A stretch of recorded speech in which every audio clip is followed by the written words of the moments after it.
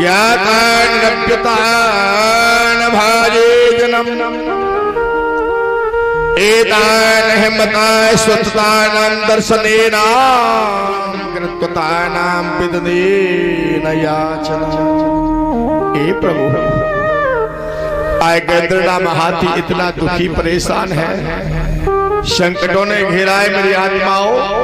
ग्रह इनके चरणों को खींचता नहीं, छोड़ता नहीं, खींचता चला जा रहा है जल के अंदर। हे नारायण, अगर मेरा समय पूर्ण हो चुका है तो आप आकर के मेरी मृत्यु कर दो, मेरा वध कर दो, मुझे मार डालो, मुझे कोई अफसोस नहीं। सारे जीवन मैंने तुमसे प्रेम किया है, तुम्हारा ध्यान किया, तुम्हारी भक्ति की। आज अपने अंदर सुमन नामक पुष्प को अर्पण किया है नारायण। जैसे गैंद्र ने याद किया, जैसे गैंद्र ने याद किया परमात्मा को, परमात्मा भगवान विष्णु ने आकर के और गैंद्र को आके दर्शन दिया और ग्रह का पथ किया। बोली विष्णु भगवान की जय हो। गैंद्र मुक्ति मिल गई, गैंद्र साफ खड़ा हुआ है, संकट से निकल गया, ग्रह का वध कर दिया भगवान विष्णु ने। पर गैंद्र ने भगवान विष्णु को ना तो प्रणाम किया, ना देखा, मुंह फेर के खड़ा हो। भगवान विष्णु कहने लगे, गैंद्र ए बेटा, याद तुमने किया, याद तुमने किया, प्रार्थना तुमने की, मुझे किसने बुलाया? तुमने। और ये कहाँ का विधान है, ये कहाँ की भक्ति है कि जिसको बुलाओ फिर उससे बात मत करो, उससे बोलो मत, उससे नमस्कार मत करो? ये ठीक नहीं किया। एक बार मेरी तरफ मुंह करके तो देख, पीठ फेर ली, मुंह फेर लिया। गैंद्र क्या कहने लगा, मेरी आत्मा इतना सुंदर शब्द का भगवान से, होश होश होश। प्रभु, दुख मुझे इसी बात का है, दुख मुझे इसी बात का है कि याद मैंने किया, आपको ध्यान मैंने किया, अर्चना वंदना मैंने की, काय के लिए कि ये दुष्ट मुझे मार रहा है, इसके जाने इनके हाथों से तो मैं तुम्हारे हाथों से मर जाऊं, मेरा कल्याण हो जाएगा। पर तुमने आकर के मेरे दुश्मन का कल्याण कर दिया, वध करके, पर मेरा कल्याण नहीं किया। मेरे दुश्मन ने नहीं बुलाया आपको, परेशान मैं था, संकट मेरे पास था, मैंने आपको याद किया और तुमने मेरे दुश्मन का कल्याण कर दिया, मेरा कल्याण। भगवान विष्णु मुस्कुराने लगे, कहने लगे, इंद्र तेरा कथन सत्य है, बढ़िया, पर अभी तू मुझे जानता है, पर तू मुझे पहचानता नहीं, मुझे समझता नहीं कि मेरा भाव क्या है, मेरी लीला क्या है, मेरे अंदर विचार क्या है, अभी तू ये नहीं जानता बेटा। तू अपनी जगह पर सत्य बोल रहा है, पर एक बात मेरी सुन। कितना सुंदर जवाब दिया भगवान विष्णु ने, बड़ा प्यारा जवाब दिया। तू तो मेरा बच्चा है, तू तो मेरा भक्त है, तेरे कल्याण में कोई रुकावट नहीं। जो मेरा भक्त होता है उसके कल्याण में कोई रुकावट नहीं है, तू तो मेरा है ही। पर मेरा एक नियम है, क्या? मैं अपने भक्तों का तो कल्याण करता हूं, पर अपने भक्तों के कल्याण से सबसे पहले वहां को कल्याण करता हूं जो मेरे भक्त के चरणों को पकड़ता है। बोली विष्णु भगवान की जय हो। अरे वो तो मेरा भक्त है, मैं भक्त का तो कल्याण करता हूं, पर भक्त के कल्याण से पहले मैं उस प्राणी का कल्याण करता हूं जो मेरे भक्तों के चरणों को पकड़ता है। अब इस कथा से कितना ज्ञान मिलता है मेरी आत्मा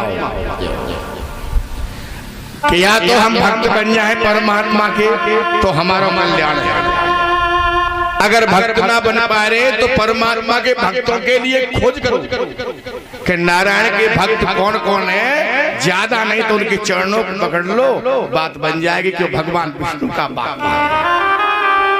मैं अपने भक्त से पहले उसका प्राण, उसका कल्याण करता हूँ जो मेरे भक्तों के चरणों को पकड़ता है। चिंताम ताजिम धैर्य में धैर्य, बेटा गजेंद्र तेरा कल्याण अवश्य होगा।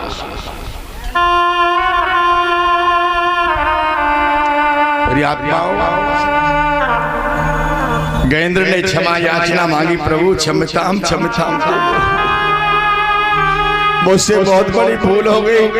मैंने आपके प्रति ऐसा भाव रखा कि मेरा कल्याण नहीं किया, मेरे दुश्मन का कल्याण कर दिया। मुझे क्या पता कि तुम्हारा भाव क्या है, तुम क्या करने वाले हो। और ये सत्य है, नारायण को खुद नहीं पता कि वो क्या करने वाले हैं। हम आप नारायण के बारे में क्या जानकार कर सकते हैं? कुछ नहीं। नारायण क्या करता है इसके बारे में नारायण को स्वतः ही नहीं पता। वेद मेरा भेद है, मैं वेद की नाई, और जो मैं करता हूं वो वेद में हूं। साक्षात लक्ष्मी साथ रहती है, उनको नहीं पता। साक्षात भगवती साथ रहती है, उनको नहीं पता। यहाँ तक कि ब्रह्म खुद कहते हैं कि मुझे खुद नहीं पता कि मैं क्या क्या क्या। आज गजेंद्र गिरहा मोक्ष वर्ण की कथा को सभी गजेंद्र को, उनके परिवार को आशीर्वाद दिया। समय पुरांत बेटा तू मेरा है, मैं तुझे अपने पास बुला लूंगा। गत्याम बंदनम न जानम।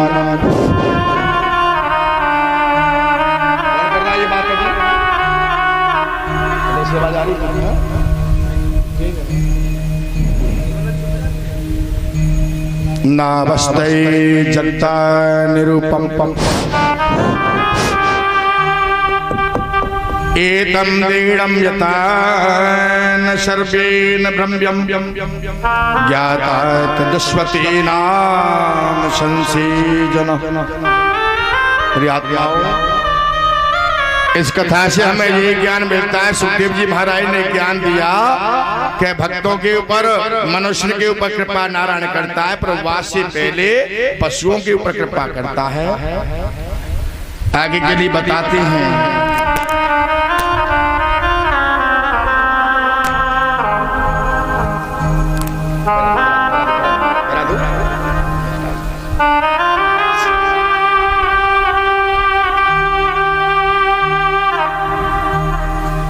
ब्रह्मा जी के द्वारा, अब ब्रह्मा जी यहाँ से दूसरी सृष्टि रहती है। ब्रह्मा के द्वारा, ब्रह्मा के मन से मरीज, मरीज से कश्यप, और कश्यप का सबसे पहला लड़का कौन है? पहला बालक सूर्य नारायण, जो दिन में प्रकाश करते हैं ना। यानी ब्रह्मा के मन से मरीज,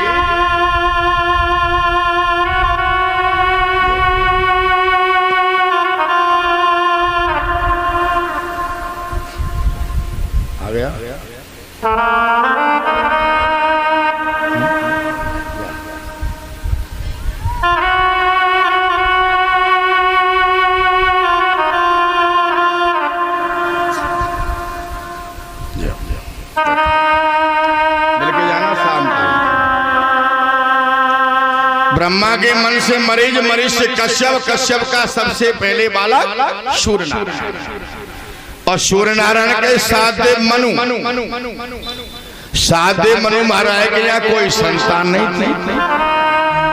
उन्होंने आचार्यों को बुलाया। इनके गुरुदेव कौन है? वशिष्ठ जी महाराज। आज गद्दी पे बैठे हैं साधे मनु महाराज। मन में विचार किया, जब तक मैं हूँ प्रजा की सेवा कर रहा हूँ, मेरे बाद मेरी गद्दी पे कौन बैठेगा, कौन प्रजा की सेवा करेगा। बड़ा विचार किया। उन्होंने अपने गुरुदेव के पास गए, वशिष्ठ जी महाराज से जाके दंडवत प्रणाम किया। कहा कि हे गुरुदेव, हमें एक यज्ञ करानी है। यज्ञ कई होती है मेरी आत्मा, पुत्र रत्न यज्ञ भी होती है, धन रतन यज्ञ होती है, धन प्राप्त यज्ञ, शांति यज्ञ, कार श्रेष्ठ यज्ञ, कई प्रकार की यज्ञ होती है। और तीन तो मेन होती हैं, राजसी, सात्विकी और तामसी। पुत्र यज्ञ के लिए जैसे गुरुदेव के पास गए, गुरुदेव ने कहा कि अच्छी बात है मनु महाराज, आपके बाद में गद्दी बैठ के प्रजा की सेवा करने के लिए राजा का इंतजाम तो होना चाहिए, तुम्हारे पास कोई संतान नहीं है।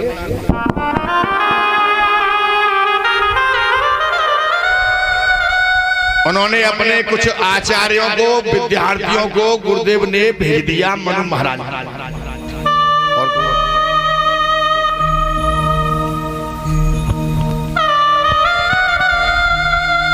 केवल मनु महाराज के यहाँ दो भाव की बात थी। मनु महाराज चाहते थे कि मेरे यहाँ बालक पैदा हो, और इनकी पत्नी चाहती थी महारानी कि मुझे कन्या से प्यार है, मेरे यहाँ कन्या पैदा हो। वो आचार्य हवन करने वाले आचार्यों से मुलाकात है गई मनु महाराज की पत्नी से। उन्होंने पूछा, क्योंकि मनु महाराज ने तो कहा गुरुदेव से कि हमें पुत्र यत्र करनी है। आचार्य आकर के कहने लगे महारानी बताइए हमें काय के लिए यज्ञ करनी है, पुत्र यत्र करनी है या पुत्री यज्ञ?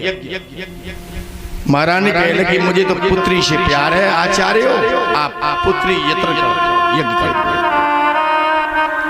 उन्होंने उसी हिसाब से यज्ञ की, उस यज्ञ में से एक कन्या प्रादुर्भाव हुआ। बोले आनंद कंद भगवान की जय हो। कन्या जैसे हुई मनु महाराज को पता चला, आचार्यों से कहा ये तुमने क्या कर दिया? अरे हमारे पास कोई संतान नहीं थी, बालक की जरूरत थी, गद्दी पे राजा बैठता है, बालक बैठता है, कन्या थोरू बैठे, ये तुमने क्या कर दिया? आचार्य शांत, हमारे गुरुदेव से बात करें, हमें नहीं पता। जाकर के गुरुदेव भगवान से मिले वशिष्ठ जी महाराज से। उन्होंने कहा ऐसा नहीं हो सकता, आप चाहें कि पुत्र के लिए यज्ञ हो और हमारे आचार्य पुत्री के लिए यज्ञ करके आए, ऐसा नहीं हो सकता। अपने घर में पूछना, किसी ने पुत्री के लिए यज्ञ की बात तो नहीं कर दी? ऐसा भी तो हो सकता है। मनु महाराज कहने लगे वशिष्ठ शब्द, एक शब्द होता है व्याकरण का वशिष्ठ शब्द, वो ऐसा है कि कहीं से कहीं पहुंचा देता है। व्याकरण के शब्दों, संस्कृत के शब्द इतने कठिन होते हैं मेरी आत्माओं, अगर एक बिंदी बोलने में भी भूल गए तो वो कहीं से कहीं पहुंचा देता है। जैसे रक्षितम रक्षितम रक्षामि और जल्दी स्पीड में हो गया रक्षितम रक्षितम रक्षामि, ये किनके साथ हुआ? ऐसा होता है। एक यहाँ मुझे थोड़ा सा दृष्टांत याद आ गया, 2 मिनट का ध्यान देना। एक मैया आई, बा के पास में 5-6 छोरी। अब उनके पास में कोई छोरा नहीं था, बालक नहीं था, तो एक संत भगवान से मुलाकात है गई। मैयाओं के अंदर भाव होता है संतों से, गुरुओं से बढ़िया बात करने का, अपने बारे में पूछने का। तो मैया ने पूछा, हे महात्मन, मैं आपको 5 वस्त्र दूंगी और दक्षिणा दूंगी, कोई ऐसा उपाय बता के जाओ कि 5-6 छोरी है, एक बालक ना हो, तो कोई ऐसा मंत्र बता के जाओ ताकि बालक रह जाए। संत को अपने ज्ञान पर बहुत विश्वास था, बाणी पर। उन्होंने उस मैया को एक मंत्र दिया। कौन सा दिया? ध्यान देना। और ये मंत्र इतना सुंदर है, अगर ये मंत्र कोई और मैया भी याद करेगी तो बालक अवश्य प्राप्त होगा। के कक्ष बक्ष 12 महीपत कालिय मर्दन तुम शरणम, दुष्ट निकंदन भक्त निरंजन, देवकी नंदन तुम शरण। कक्ष बक्ष 12 महीपतो कालिय मर्दन तुम शरणम, दुष्ट निकंदन भक्त निरंजन, देवकी नंदन तुम शरण। ए मैया, इस मंत्र की माला 51 माला डेली जाप करनी है तुझे। 1 वर्ष में बालक हो जाएगा, चिंता मत करियो, मैं 1 वर्ष बाद आऊंगा। यानी संस्कृत के शब्दों के बारे में आपको बता रहा हूँ कि कुछ से कुछ हो सकता है। अगर एक वशिष्ठ शब्द नहीं लगाया, बिंदी भी नहीं बोली पाई, बोल ले।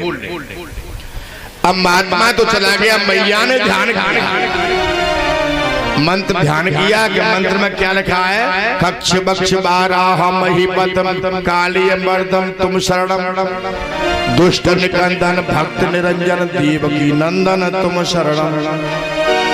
अब मैया है जब मंत्र में मिस्टेक दिखाई दे रही है। क्या मिस्टेक? कमी।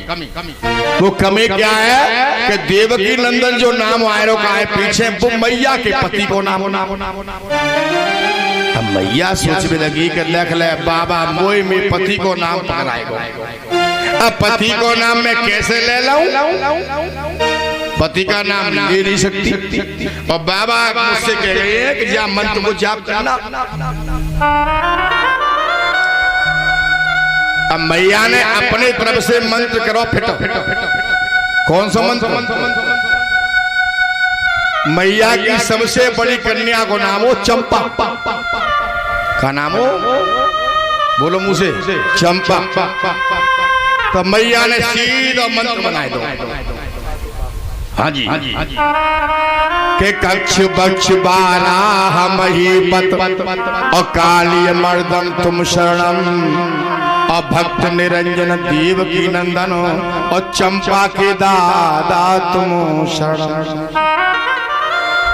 मैया ने मन में सोची कि देवकी नंदन में और चंपा के दादा में कोई अंतर ना। अरे चंपा को दादा है कि बेइये और देवकी नंदन तो बेइये। दे माला ले माला खेच माला बांध तो भैया धका धक खेचो शुरू कर दो मालो। नारायण की कृपा ऐसी भई कि 1 साल पीछे चंपा जैसी एक और आई गई। वृंदावन बिहारी लाल की जय हो। 7 है गई 7। अब बड़ी खुशी आ रही है कि वो मुंडना कबू तो आवे। जब आवेगा तब बात पूछेंगे कि काय बाबा मेरे घर में का कन्या की कमी है, तो एक कन्या और पकड़ाएंगे। अब वो बाबा बेचारा इंतजार कर रहा है, सोचने लगा कि बालक है गए होगो, मेरी सेवा होगी, वो दक्षिणा मिलेगी, अब बढ़िया भोजन मिलेगा और सम्मान प्रेम मिलेगा। और मैया से जाके पूछता तो बाबा आए के बई गली में जाए के भगवान की कृपा थी बई मैया से पूछ भी लगो काय मैया। हाँ यहाँ कोई एक मैया एकता के पास 6 छोरी 6 बिटिया। अच्छा तुम कैसे जानते भाई? मैं ऐसे जानता हूँ कि बाकी पास छोरा नहीं तो एक बालक बाने मुझसे मंत्र लियो, मैंने मंत्र दियो 1 साल अब तो बालक है गए होगो जा से मिल भी आओ। मैया कह लगी बढ़िया रहे, डायरेक्ट तुम मोती मिल गई। बाबा ले गई भीतर के मैं ही मैया हूँ खिसिया रही है कि बाबा की ऐसी सेवा करेंगे जम के। पर पहले 2 मिनट पूछ तो लो काय बाबा मेरे संग तुमने ऐसा अन्याय करो क्यों? मेरे पास में 6 छोरी, मैंने तुमसे हाथ जोड़ के रिक्वेस्ट प्रार्थना करी कि एक बालक पैदा है जाए, एक मंत्र दे दो, पर वो कन्या ही पैदा है। बाबा बोले नहीं ऐसा नहीं हो सकता।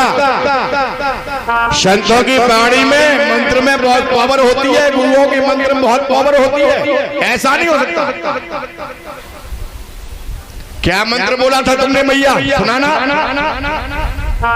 तो मैया मंत्र सुना रही है कि कक्ष बक्ष बाराह महीपत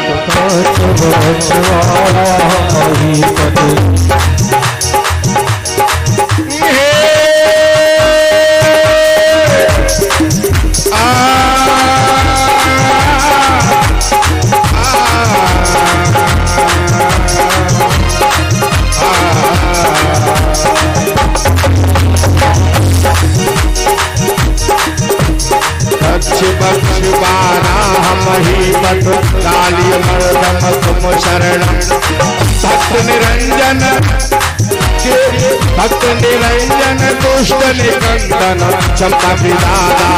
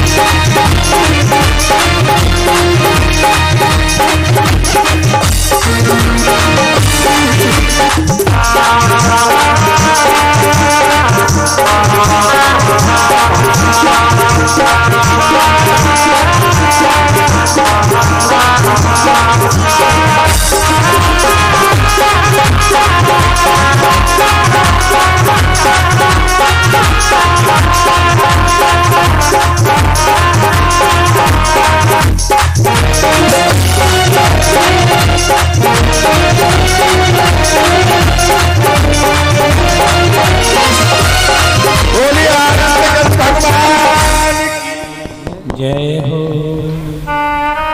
कैसा सुंदर मंत्र बनाया मैया ने। कक्ष बक्ष बारह महीपत काली मर्दम तुम शरणम दुष्ट निकंदन भक्त निरंजन चंपा को दादा। मैया की बात सुन के बाबा के बोले को जब चंपा मैंने कहा लिखी। अरे ये कौन चंपा है, कौन दादा है? कि चंपा में ही कन्या है, तुम नाम लिख दो बा में मंत्र में पीछे देवकी नंदन और देवकी नंदन में पति को नाम। अब मैं अपने मुंह से पति का नाम कैसे लेती? जैसे मैंने बाबा मंत्र ऐसा बनाए ले हो कि देवकी नंदन मेरे पति है, चंपा मेरी कन्या है। देवकी नंदन में और चंपा के दादा में कोई अंतर ना, तो मैंने नाम रख दो चंपा को दादा। तुम तो फ्रिजा में दूसरा का एक चंपा जैसी और आ गई तो मोती का को शिकायत कर रही। तो कहने का मेरा तात्पर्य ये है कि संस्कृत इतनी कठिन है, जो उसे याद कर लेता है कंठस्थ, उसके लिए तो बहुत सरल है। जो नवीन है वो पहली बार पढ़ेगा उसे, तो वो मिष्ट का हजारों छोड़ेगा उसके। वशिष्ठ शब्द अगर लग जाएगा तो वो मंत्र कहीं से कहीं पहुंचा देगा। मेरी आत्माओं, ऐसे ही उस कन्या का जन्म हुआ जिसका नाम है सुकन्या। सुकन्या का जन्म हुआ।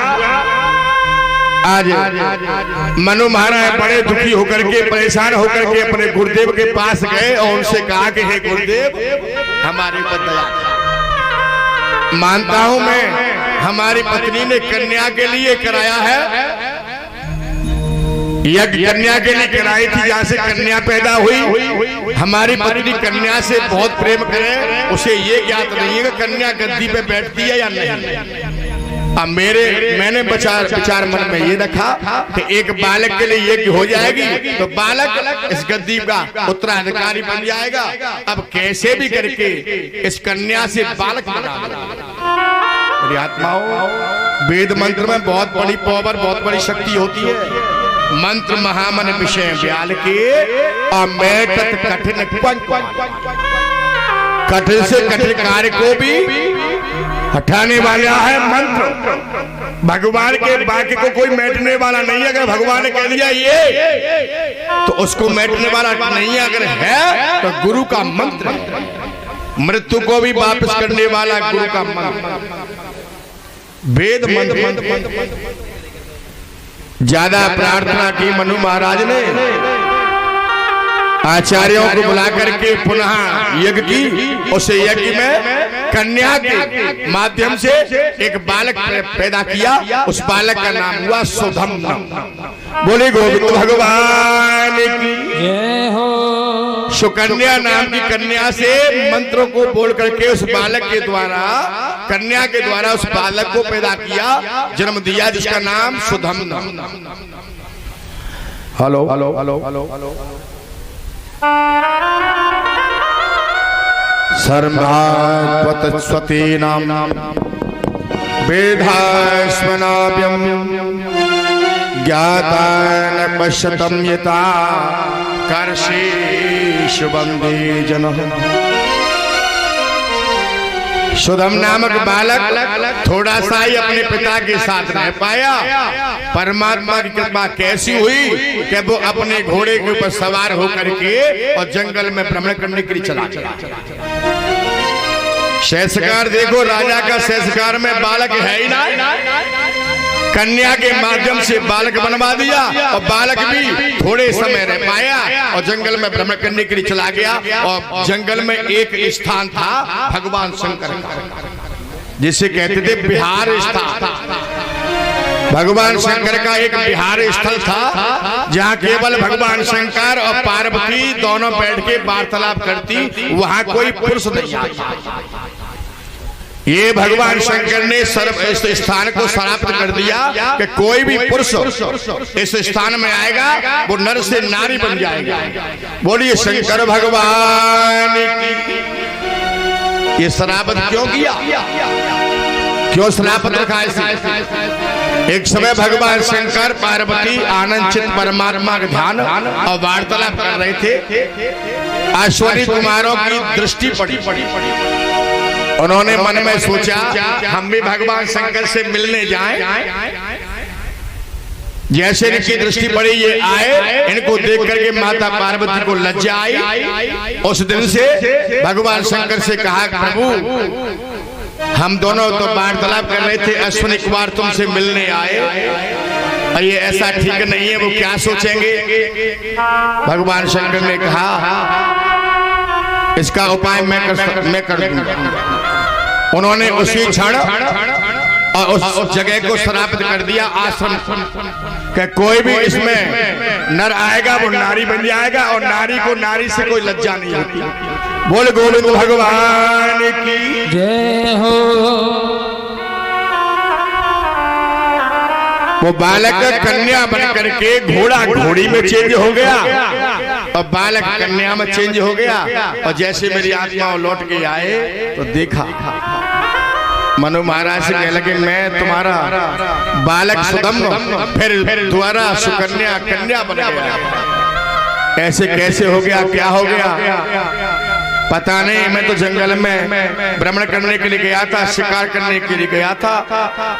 वहां एक स्थान ऐसा था कि जैसे उस स्थान में हमने प्रवेश किया घोड़ा घोड़ी में हो गया, मैं कन्या में चेंज हो गया।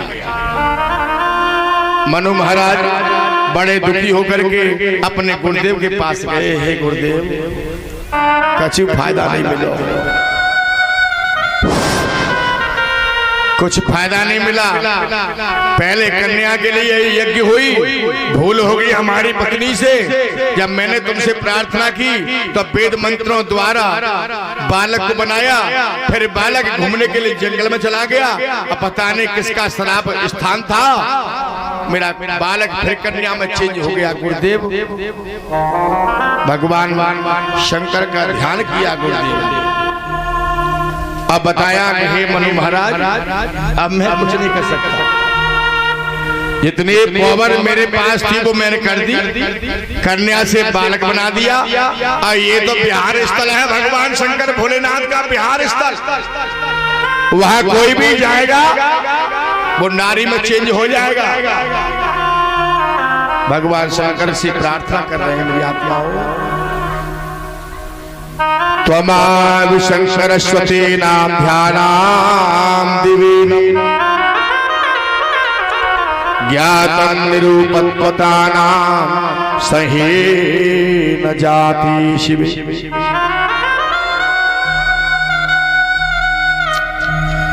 अहे देवे सकनाक पाणे शशांक मोहले ब्रखवाद रूढ़ देवादिदेवे सनहे सनित्यम ग्रहण पूजा भगवन नमस्ते। हे देवादिदेव महादेव हमारे प्रार्थना को सुधार करें। एक ही बालक था मेरे पास, अब वो भी तुम्हारे बिहार स्थल में पहुंच गया। मेरा बालक कन्या में चेंज हो गया है प्रभु, क्षमताम क्षमताम देवो क्षमा करना। इस बालक को, इस कन्या को बालक में ही आप प्रधार करें। भगवान भोलेनाथ कहने लगे ऐसा नहीं हो सकता, ऐसा कदापि नहीं हो सकता। ये मेरा बिहार स्थल है, पर्सनल मैटर है मेरा। ज्यादा रिक्वेस्ट की मनु महाराज ने गुरुदेव के साथ में, तो गुरुदेव की बात को टाल नहीं सकते परमात्मा। उन्होंने इतना कर दिया कि सुनो, अगर इतने में राजी हो तो ठीक है, अन्यथा मैं अपने श्राप को तो हटा ही नहीं सकता। 1 महीना कन्या रहेगा, 1 महीना बालक। इतना तो मैं कर सकता हूं। मनु महाराज कहने लगे ये क्या हुआ? जब कन्या रहेगा तो कंकन पहन के, चूड़ी पहन के महल के अंदर बैठेगा। हाँ, और जब पुरुष बन जाएगा तो गद्दी पे बैठ के प्रजा की सेवा करेगा। हाँ, इतना हो सकता है, अन्यथा नहीं। भोलेनाथ के स्थान को, शराफत वाले स्थान को तो कोई चेंज नहीं कर सकता। गुरु के आदेश को परमात्मा का गुरुदेव ने ध्यान किया अपने शिष्य के प्रति, तो उनके बात को मानने के लिए इतना भगवान ने भोलेनाथ ने कर दिया।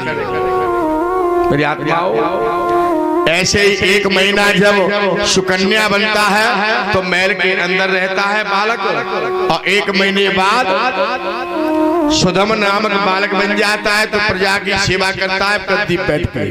बोले गोविंद भगवान की जय हो। सुखदेव जी महाराज कहने लगे हे राजन, इनके आगे वंश में सुधम नाम के वंश में बताते हैं महाराज सर्याती। ये अभी तक जो कथा चल रही है वो सूर्यवंश के राजा महाराजाओं की कथा चल रही है। जितने भी सूर्यवंश के राजा हुए उनकी कथा चल रही है। सर्याती महाराज के पास में भी एक कन्या थी जिसका नाम सुकन्या, और इनके राज्य में एक बहुत बड़े मुनि थे जिस मुनि का नाम है च्यवन। च्यवन महाराज जंगल में तपस्या कर रहे थे। तपस्या करते करते इतने वर्ष हो गई, इतने वर्ष हो गए कि सारे शरीर पर दीमक। तदत्वती नाम राजन प्रवण्यात्मदीवान।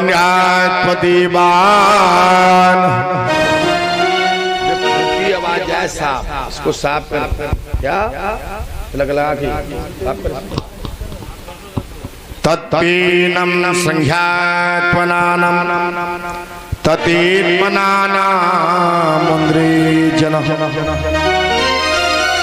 सर्याती महाराज शील स्वभाव के, बढ़िया विचार के, प्रजा की सेवा करते मेरी आत्माओं, और राजा को प्रजा की सेवा करनी चाहिए। क्या लिखा हुआ है तुलसीदास बाबा ने कि जिस राजा के राज में प्रजा दुखी होती है वो राजा कौन होता है? नरक का गामी होता है। क्या लिखा है रामायण में के जासु राज प्रिय प्रजा दुखारी, राज प्रिय प्रजा दुखारी,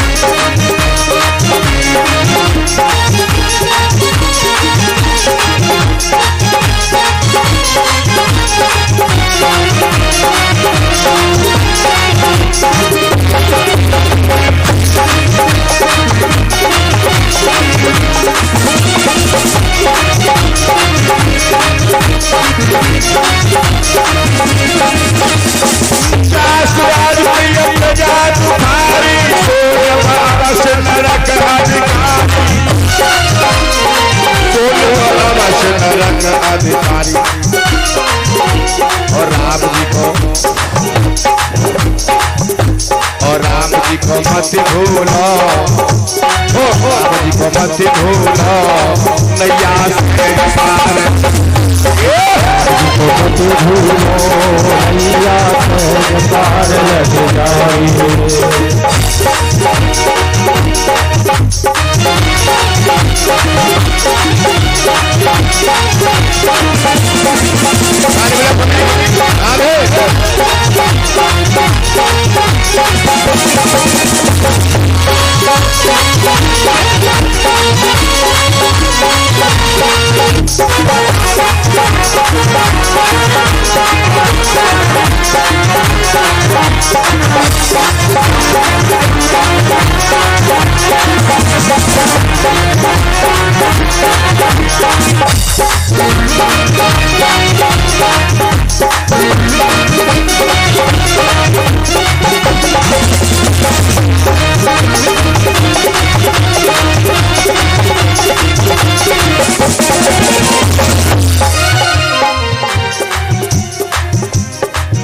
मेरे भोले, मेरे भोले, मेरे भोले, मेरे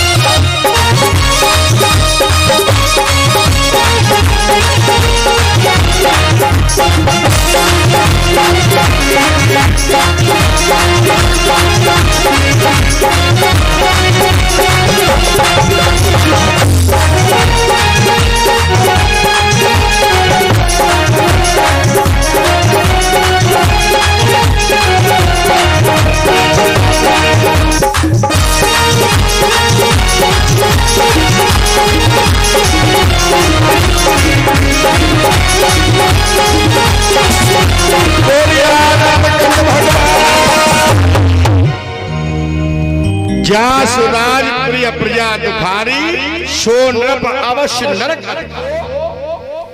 जैसे देखा जा रहा है तो प्रजा भी अपना परिवार है, सबका सबके लिए एक सा भाव विचार।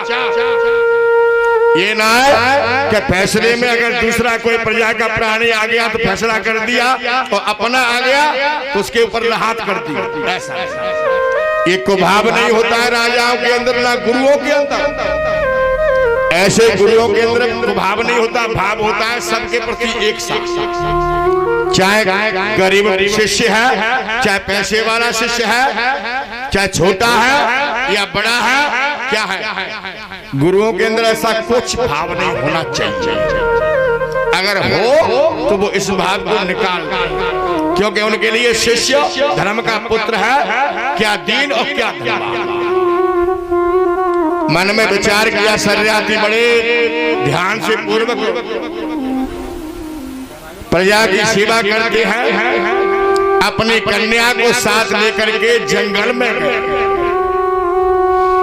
जंगल में कहां पहुंचे? जहां महाराज चैवर ऋषि का स्थान था। चैवर ऋषि जाने कब से तपस्या कर रहे थे, सारे शरीर पे दीमक मुद्दत हो गई और ऋषियों के तप से ये पृथ्वी अपने स्थान पर। ऋषियों के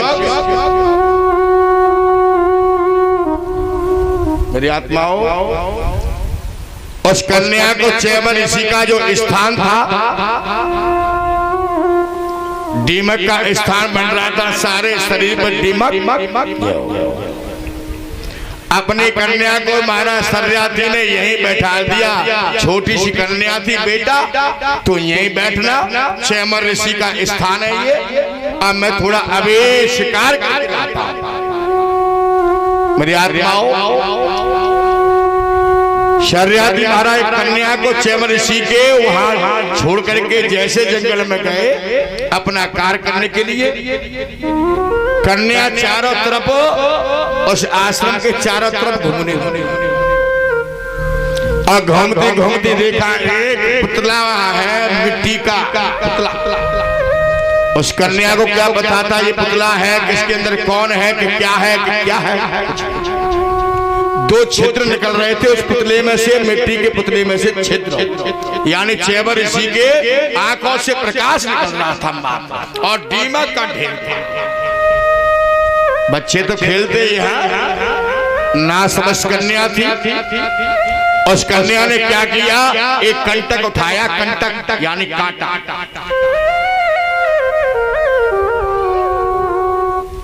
कांटा उठा करके, और जब प्रकाश निकल रहा था आंखों में से मेरी आत्माओं, उन आंखों में वो कांटा बिजली कर दिया। बोले गोविंद भगवान की जय हो।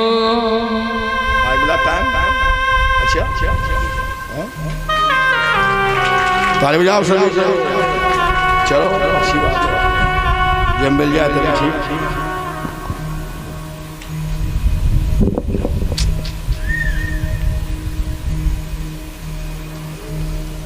बोली वृंदावन बिहारी लाल की जय हो।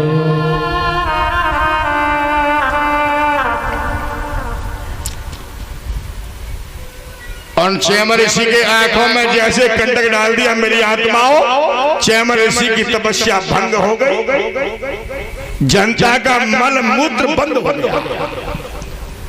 तदात्मने नाम संघात चचरेन रोगम दोषस्वते नाम विचरे मिथ्यः पिबात्मनंजतानाम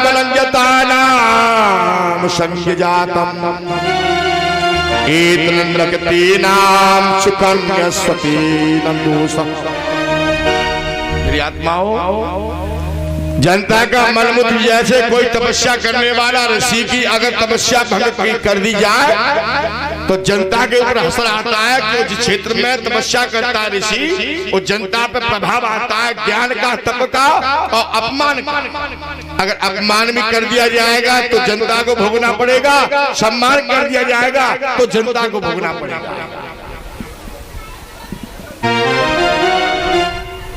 जनता का मलमूत्र बंद हो गया, हाहाकार करने लगी, पेट फूल गया सारी जनता का, तपस्या भंग हो गई। मेरी आत्माओं, आज सभी महाराज चैवन के पास आकर के, महाराज सर्वयाती के पास आकर के सभी कहने लगे, महाराज हमारी रक्षा करो, पता नहीं किसने चैवन ऋषि का अपमान कर दिया। अगर जो चैवन ऋषि का अपमान कर गया है उसे बाहर निकालो, उसे दंड दो। जब चैवन ऋषि प्रसन्न होंगे, अन्यथा हो नहीं सकते। जनता का मलमूत्र बंद हो गया है। शर्याती महाराज से दुख देखा नहीं जा रहा है प्रजा का। मन में सोचे लगे, अगर मैंने ये संकट दूर नहीं किया, ये जानकारी नहीं ली कि किसने ये तपस्या को भंग किया है, तो जनता मर जाएगी, परेशान हो रही है। अब मुझे नरकागामी बनना पड़ेगा। अपने नगर में मेरी आत्माओं, एक भी प्राणी ऐसा नहीं था कि जिससे पूछा नहीं गया, ए लाला तुमने चैमर ऋषि को देखा? ना महाराज मैंने नहीं देखा। कहा भैया तुमने चैमर ऋषि का अपमान किया? ना महाराज हमने नहीं किया।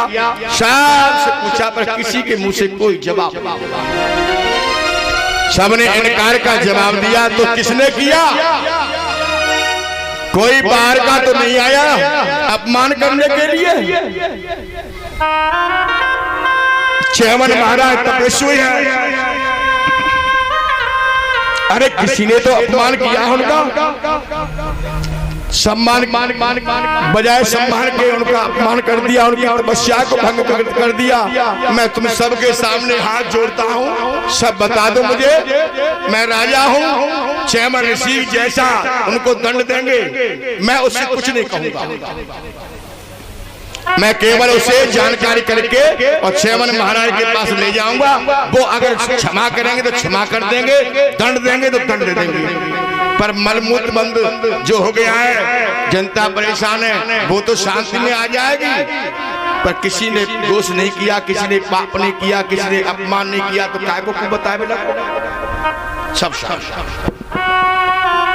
मन में सोचने लगे कि ऐसा तो हो नहीं सकता।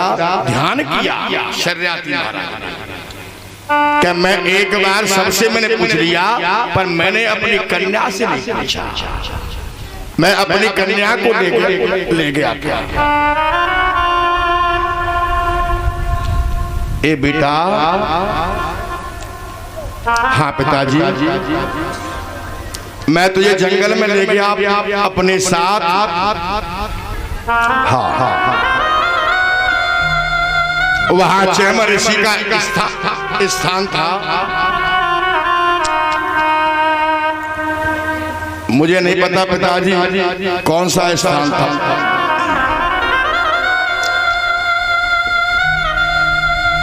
ज्ञातान धर्मी तन्यतान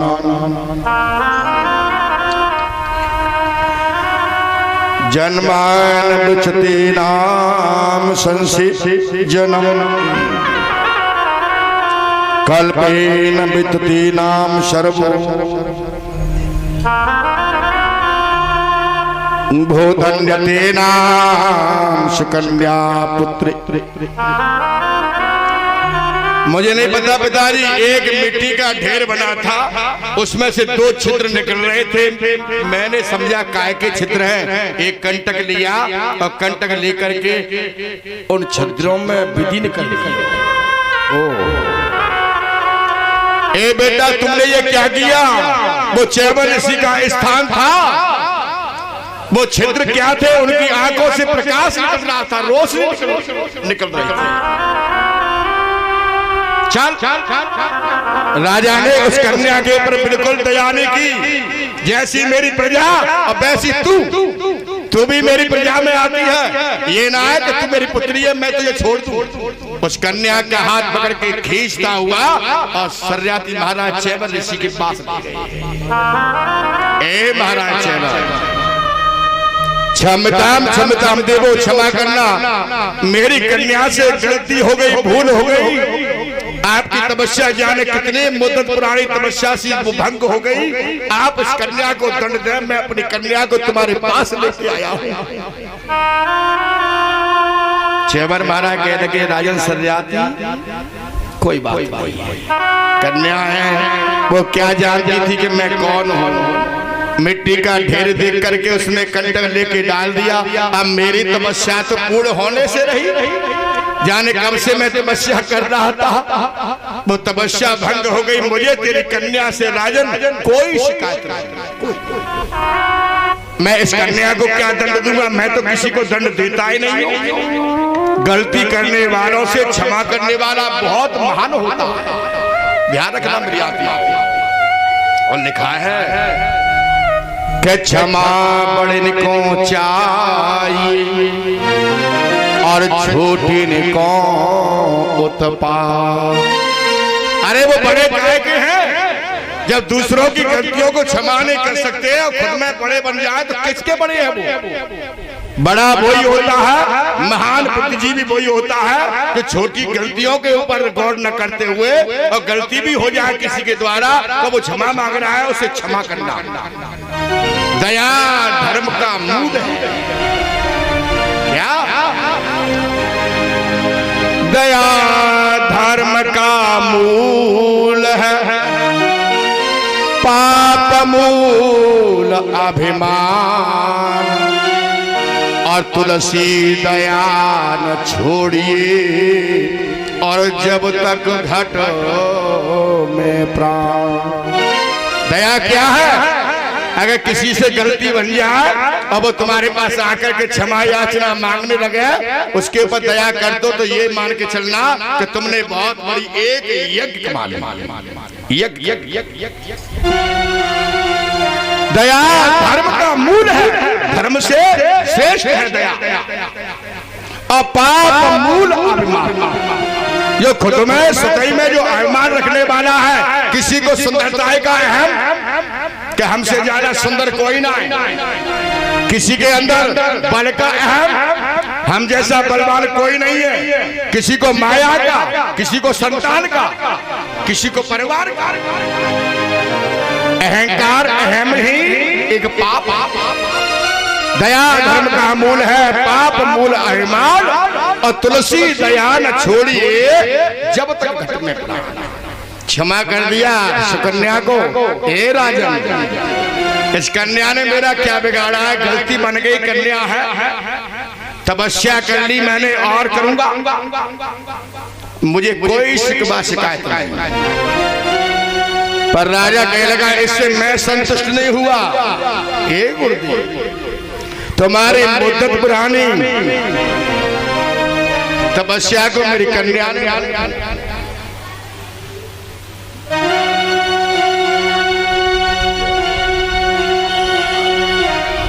तुम्हारी मुद्दत पुरानी, तपस्या को भंग किया है, मैं इस कन्या को छोड़ूंगा नहीं। अगर आप दंड नहीं देते हो तो मैं इसे दंड दूंगा, क्योंकि मैं राजा हूं। उस कन्या को काय का दंड दिया मेरी आत्मा हो, उस कन्या को जाको दंड दियो, हे पुत्री तूने च्यवन ऋषि का अपमान किया है, सारे जीवन की तपस्या को भंग किया है, तेरे लिए यही दंड है कि तू चरणों की सेवा सारे जीवन च्यवन ऋषि की चरणों की सेवा कर। कन्या ने कुछ नहीं कहा, कन्या शांत हो गई, कन्या ने कुछ नहीं कहा। च्यवन महाराज कहने लगे राजन सर्याती, इतना मेरे ऊपर लोड मत, इतना वजन सहने के काबिल मैं नहीं हूं। जब मैं कह रहा हूं कि मुझे तुम्हारी कन्या से कोई शिकायत नहीं, मुझे तुम्हारी कन्या से कोई शिकायत नहीं, तुम इतना क्यों कर रहे हो मेरे साथ? एक तो मेरी तपस्या भंग हो गई और दूसरी तुम इस जवान कन्या को बूढ़े च्यवन के साथ छोड़ के जाओगे, मैं इसकी सेवा नहीं कर सकता तो इसमें मेरा दोष बहुत हो जाएगा, मैं पापाचारी हो जाऊंगा, दोषी ठहराऊंगा। ऐसा मत करो। पर सर्याती महाराज ने न्याय का कार्य किया, छोड़ा नहीं, कन्या को चरणों में सेवा करने के लिए छोड़ दिया। यही तेरा दंड है, ये तेरे पति हैं, इनकी सेवा करना मेरा आदेश है। धन्य है वो कन्या मेरी आत्मा हो। उस कन्या ने एक शब्द भी नहीं कहा अपने पिताजी से कि पिताजी आपने जन्म दिया है मुझे, मैं अपने इच्छा का फल देख सकती हूँ, मैं बूढ़े च्यवन के साथ नहीं रह सकती। कन्या ने कुछ नहीं कहा, जो पिता का आदेश, कन्या चरणों को दबाने लगी। च्यवन बूढ़ा अथा इस अवस्था में पड़ा हुआ। महाराज सर्याती अपने राजमहल में चले आए, प्रजा का मलमूत चालू हो गया। इधर मेरी आत्माओं सुखदेव जी महाराज कहते हैं राजा अश्वनी कुमार च्यवन ऋषि के आश्रम पर निकलते हुए चले जा रहे थे। ये अश्वनी कुमार कौन है? अश्वनी कुमार है देवताओं के वैद्य, डॉक्टर, अवस्था को चेंज करने वाले अश्वनी कुमार, मंत्रों से अश्वनी कुमार जवान अवस्था को वृद्ध अवस्था, बाल अवस्था को जवान अवस्था बनाने वाले। उन अश्वनी कुमारों ने देखा च्यवन बुड्ढा और जवान कन्या से पैर दिलवा रहा है। ए च्यवन, शादी करने का, विवाह करने का ध्यान भूल गया क्या? सारा जीवन बालापन तपस्या में निकल गया, जवान अवस्था तपस्या में निकल गई, बुढ़ा वृद्धावस्था में याद आई है कि मैंने विवाह नहीं किया। अरे तुमने इस कन्या का जीवन खराब कर दिया च्यवन। च्यवन ने हाथ जोड़े अश्वनी कुमारों को अपने पास बुलाया और हाथ जोड़ के प्रार्थना की कि हे अश्वनी कुमारों, आप अंतर्यामी हैं, आप वैसे ही मेरी हंसी कर रहे हो या वास्तव में ये शब्द सत्य कह रहे हैं? मेरा इसमें कोई दोष नहीं। मैंने इन कन्या के पिता को इतना समझाया कि मैं इस कन्या के योग्य नहीं हूं, पर तुमने सर्याती महाराज ने एक मेरी बात को न माना। इस कन्या ने मेरा अपमान कर दिया, मेरी तपस्या को भंग कर दिया। नहीं, इनके पिताजी बेकार में मेरे बात छोड़ गए, मैं अब करूं तो करूं क्या? मैं खुद परेशान हूं कि मैं वृद्धावस्था वाला च्यवन, मैं इस कन्या की सेवा नहीं कर सकता। इसका दोष मुझे लगेगा, पाप मुझे लगेगा, मैं करूं तो करूं क्या? आज मेरी आत्माओं दुखी होकर भगवान का ध्यान कर रहे हैं। हे नारायण,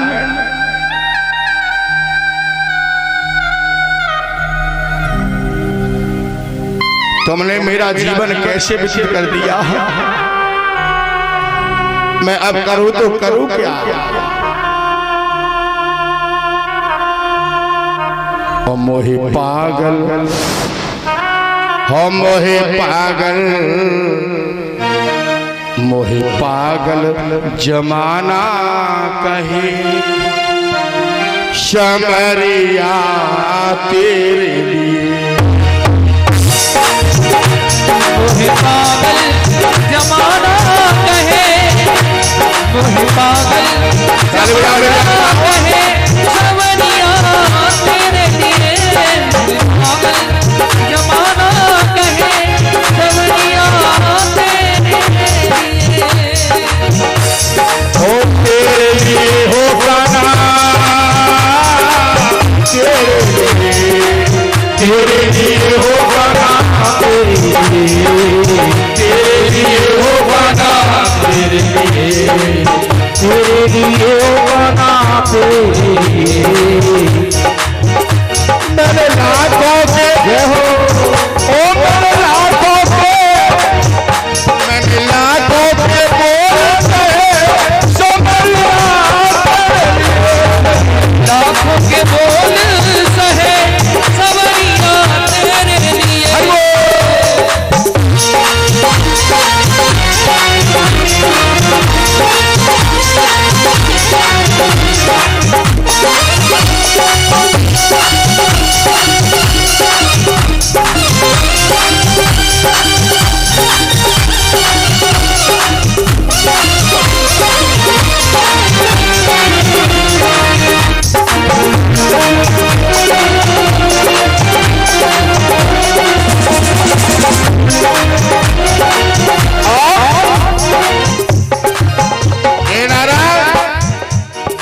लाखों के बोल सहे, समरिया तेरे लिए। आज जयमा ऋषि दुखी होकर के भगवान का ध्यान करने लगे।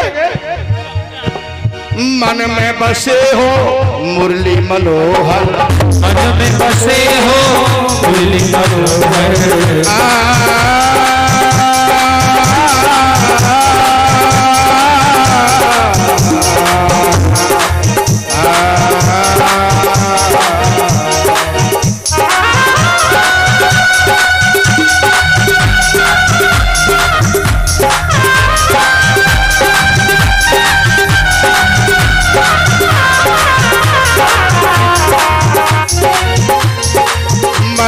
बसे हो मुरली मनोहर, मन में बसे हो मुरली मनोहर।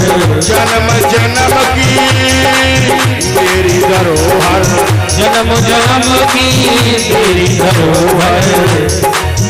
तेरे संग में हो, तेरे संग में, तेरे संग में प्रीत रहे, तेरे लाखों में बोल रहे, समरिया तेरे लिए।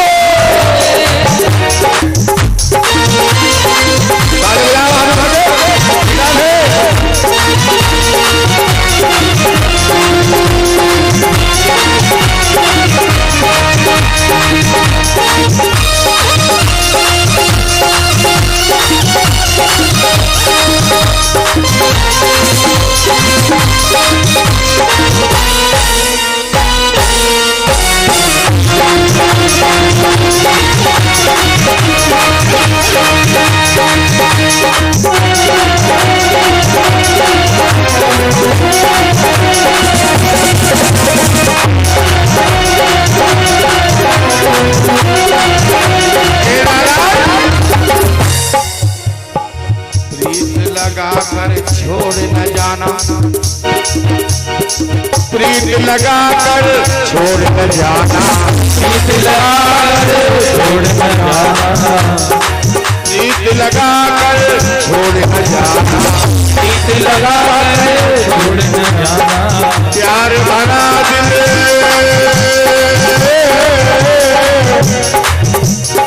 प्यार भरा दिल तोड़ न जाना, प्यार भरा दिल तोड़ न जाना, प्यार भरा दिल तोड़ न प्यार भरा दिल तोड़ न जाना। तेरे चरणों में और तेरे चरणों में, तेरे चरणों में प्रीत रहे समरिया, प्रीति रहे समरिया तेरे लिए।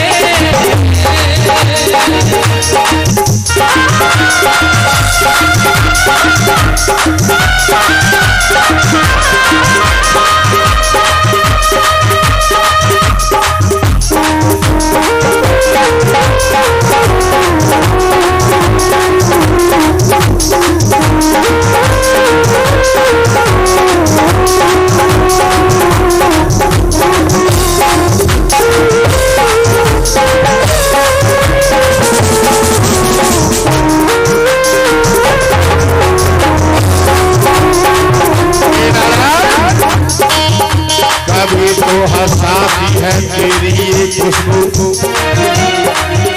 कभी तो हंसाती है तेरी ये खुशबू, कभी तो रुलाती है तेरी ये खुशबू, तो हंसाती है तेरी ये खुशबू, कभी तो रुलाती है तेरी ये खुशबू। जरूरी नहीं है कि तुम हो सकती, तो मेरे तेरी याद आती है, तेरी खुशबू तेरी याद लाती है, तेरी खुशबू याद लाती है, तेरी याद लाती है। मोहब्बत में आज घबरा रहा है, मोहब्बत में आज घबरा रहा है, असफल हकीकत हुआ जा रहा है। अयू तो है यहाँ से है 200 प्रताप, अयू तो है यहाँ से है 200 प्रताप, यहीं से किताब, यहीं से बतावन नजर आ रहा है, यहीं से बतावन नजर आ रहा है। मोहे पागल, मोहे पागल, मोहे पागल जमाना करे समरिया तेरे। बोली गोविंद भगवान कृष्णं भाव्यं प्रपत्रतीनां दीवानलोकम् शंभं हितान कल्पाविदूरम् नानादृश्यते नाम संसेचन।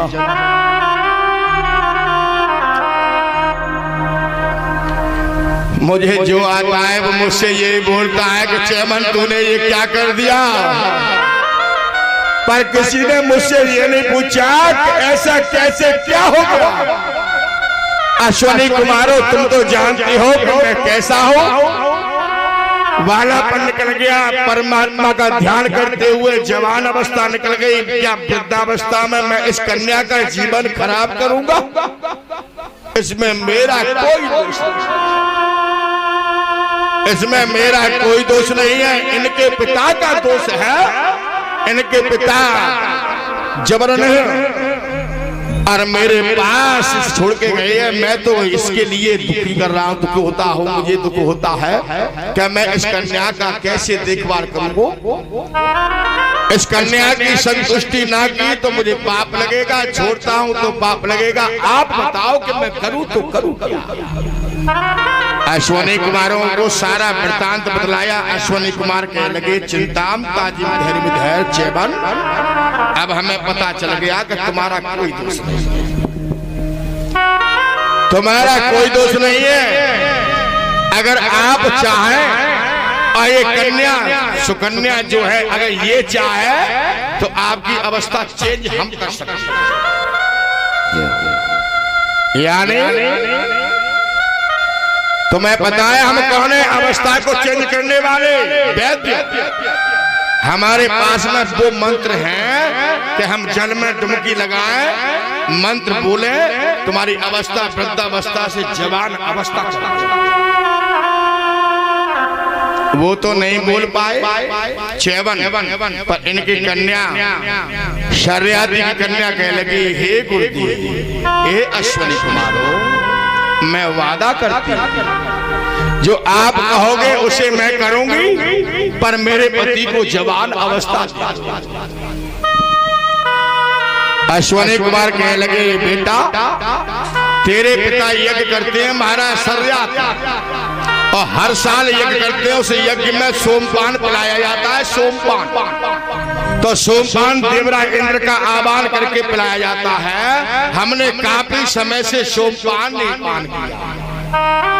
हम तेरे पति की अवस्था को जवान अवस्था बना देंगे, पर आप अपने पिता से किलवा करके यज्ञ कराएं, उस यज्ञ में एक बार इंद्र को छोड़ करके हमें सोमपान पिला दिया जाए। बोले गोविंद भगवान की जय हो। कन्या कह लगी, मैं वचन देती हूँ, मैं अपने पिताजी से यज्ञ कराऊंगी, उस यज्ञ में देवरा इंद्र को न बुलाते हुए एक बार आपको सोमपान अवश्य पिलाऊंगा। सरोवर में जाकर के अश्वनी कुमार उन्होंने तीसरा चैवन, बूढ़े चैवन को उठा करके बीच में एक तरफ एक अश्वनी कुमार, एक तरफ एक अश्वनी कुमार, सरोवर में जल में जैसे डुबकी लगवा रहे हैं, वेद का मंत्र बोला जा रहा है। मंत्र बोलते हैं, डुबकी लगाते हैं, बाहर निकालते हैं, डुबकी लगाते हैं, बाहर निकालते हैं, डुबकी लगाते हैं। मेरी आत्माओं, चैवन ऋषि बूढ़े को जवान अवस्था, तीनों का स्वरूप एक सा हो गया। बोली गोविंद भगवान की जय हो। ए सुकन्या, बेटा अपने पति को पहचानो, चैवन कौन सा है। हमने हाथ जोड़ के कह लगी, मुझ पे पहचाना नहीं जा रहा है, तुम तीनों की शक्ल स्वरूप एक सा हो गया है। आप दोनों ऋषिजन जल के बाहर निकल आओ, जो जल में खड़े रहेंगे वो चैवन हमारे पति होंगे, मैं नहीं पहचान पा रही। ऐसा है किया मेरी आत्माओं, जवान अवस्था चैवन को देख करके अश्वनी कुमार चले गए। इधर आनंद से रहती है। अब सुकन्या अपने जवान चैवन ऋषि के पास सेवा करती है, आश्रम में रहती है। सुखदेव जी महाराज कहते हैं, राजन शर्याती महाराज को एक दिन अपनी कन्या की याद आ गई। अपनी कन्या की ऐसे याद आ गई कि मैं कैसा पिता हूं जो मैंने अपनी कन्या के हृदय की बात को न पूछा, न जाना, न उसके साथ अच्छा ख्याल किया। मैं कैसा दुष्ट पिता हूं कि मैं अपनी कन्या को बूढ़े चैवन के पास जाके छोड़ाया, पर मेरी कन्या ने मुझसे ये नहीं कहा कि पिताजी तुम मुझे यहाँ छोड़ के क्यों जा रहे हो। बहुत समय बाद चैवन ऋषि के बारे में सोच करके अपनी कन्या के बारे में सोचा कि मैं कितना ऐसा पिता, तो दुष्ट कोई नहीं हो सकता जैसा दुष्ट पिता मैं हूं। मैंने अपनी कन्या को अंतर आत्मा की बात को न पूछा कि बेटा तू क्या चाहती है। मैंने पिता का दांत तो मैंने निभा नहीं पाया। कन्या मेरे अंश की, उस कन्या ने मुझसे एक शब्द ये भी नहीं कहा कि तुम बूढ़े चैवन के साथ में मुझे छोड़ के क्यों जाती हो। धन्य है मेरी पुत्री। आज चैवन कन्या के बारे में शर्याती महाराज को इतनी याद आ गई, कन्या की इतनी याद आ गई, रो रहे हैं शर्याती महाराज। मैंने भी अपनी कन्या की राजी खुशी नहीं ली कि बेटा तू कैसे रह रही है बूढ़े चैवन के साथ। आज मैं जाता हूँ अपनी कन्या से मिलके आता हूँ कि वो कैसे रहती हो। मैंने उसकी राजी खुशी भी छोड़ दिया लीला। ऐसा निर्लज्ज पिता नहीं हो सकता। आज शर्याती महाराज रुदन करते हुए अपनी कन्या से मिलने जैसे चैवन ऋषि के आश्रम पहुंचे। मेरी आत्माओं,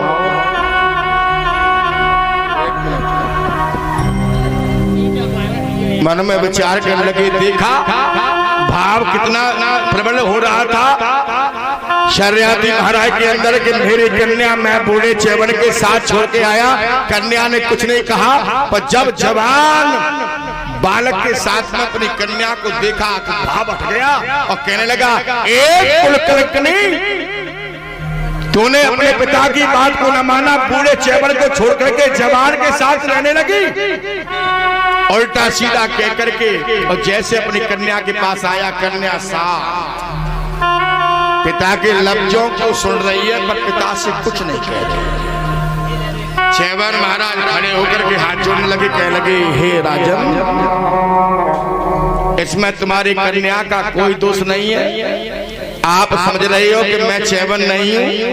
इन्होंने बूढ़े चेवन को छोड़ करके जवान चेवन पुरुष के साथ रहना प्रारंभ कर दिया। नहीं, मैं वही चेवन हूँ, मुझे अवस्था मिली है जवान। आप चेवन हैं? हाँ। अश्वनी कुमारों ने वेद मंत्र के द्वारा मेरी अवस्था को चेंज किया है, मेरी आत्माओं। पर मैंने उनको एक वचन दिया है, तुम्हारी कन्या ने और मैंने, जो आप अपने यहाँ यज्ञ करते हैं ना, उस यज्ञ में सोमपान पिलाते हैं देवराज इंद्र को, उसे छोड़ करके एक बार अश्वनी कुमारों को बुला के पिला देना अवश्य।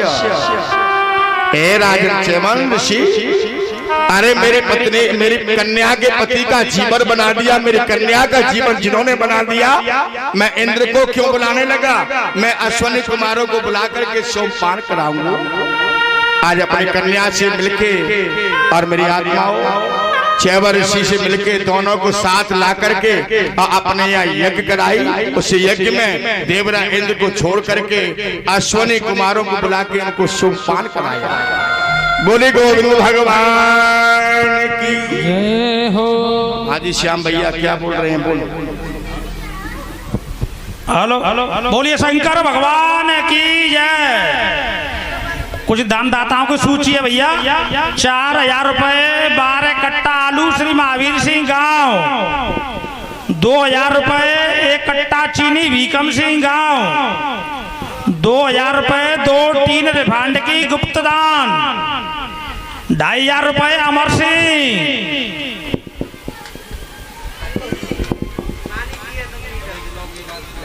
551 रुपए कट्टा आटा संजय मैक्स वाले। 1 कुंटल चीनी छेदीराम गांव। 2 टीन गुप्त दान रिफाइंड। 1 कट्टा आटा राकेश सिंह बीरी सिंह भैया के। 511 रुपए जोगेंद्र सिंह मधुपुर वाले। 251 रुपए राजेंद्र सिंह मणैया वाले। 1000 रुपए डॉक्टर भारत सिंह कुतुकपुर वाले। 1 कट्टा आटा मलखान सिंह कुतुकपुर वाले। 500 रुपए जनक सिंह कुतुकपुर वाले। 1100 रुपए पंडित शिवलहरी थाने गढ़ी कांटे वाले। 100 रुपए गुप्तदान। 511 रुपए छत्तर सिंह कुतुकपुर वाले। 500 रुपए साधु बाबा गढ़वाले। 2 कुंटल गुड़ रामदास प्रधान जी आम के पुरा वाले। 1 कट्टा आटा देवेंद्र बघेल अमादपुर। 1000 रुपए गजाधर सिंह गढ़वाले। 500 रुपए हरी सिंह कुशवाहा मड़ैया। 1 कट्टा आटा राजन मंदिर वाले गांव के। 500 रुपए रामकेश अमादपुर। 200 रुपए मायराम ठार वाले। और भैया जो कोई दान देना चाहता है वो ये पंच कमेटी जो बैठी हुई है उनको दें और अपना नाम अवगत कराएं। जय श्री राधे राधे।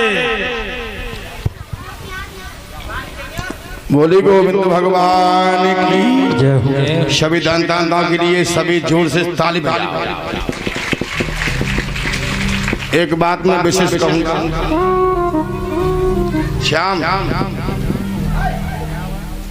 भगवान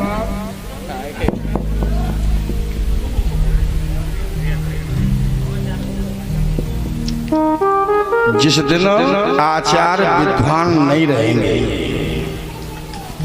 जिस दिन सती अनसुईया सावित्री जैसी इस पृथ्वी पे पड़ने वाली माताएं नहीं रहेंगी, जिस दिन संत विद्वान गुरुदेव नहीं रहेंगे, जिस दिन धर्मात्मा दानी पुरुष भक्त नहीं रहेंगे, ये पृथ्वी यहाँ नहीं रुकेगी, रसाताल में चली जाएगी। दानी भी है, महादानी भी है, ऐसे ऐसे भागवत में दानी मेरी आत्माओं, इसका कोई जवाब नहीं। धर्म करने से धन कम नहीं होता, धन अधिक बढ़ता है। बैंक बैलेंस होता है मेरी आत्माओं, सारे जीवन की कमाई को खा जाए फिर भी ये उधर भर नहीं पाता। ईश्वर का है हमारे तुम्हारे पास सब कुछ, थोड़ा सा परमात्मा का है, ज्यादा परमात्मा का है, पर थोड़ा सा परमात्मा की सेवा में लगा दिया जाए उससे बढ़िया बात कोई नहीं है। लक्ष्मी भगवान विष्णु की होती है। इन सभी दानदाताओं के लिए मैं परमात्मा से प्रार्थना करूंगा, उनके घर में आनंद मंगल अच्छा सुखचरण हो और लक्ष्मी आकर के सदैव विराजमान हो। इन सब के लिए ताली बजाओ। बोले आनंद कंद भगवान की जय हो। तेरे दरबार में फरियाद क्या पेश करूं, जिंदगी है मेरी बर्बाद क्या पेश करूं, क्या पेश करूं तेरे दरबार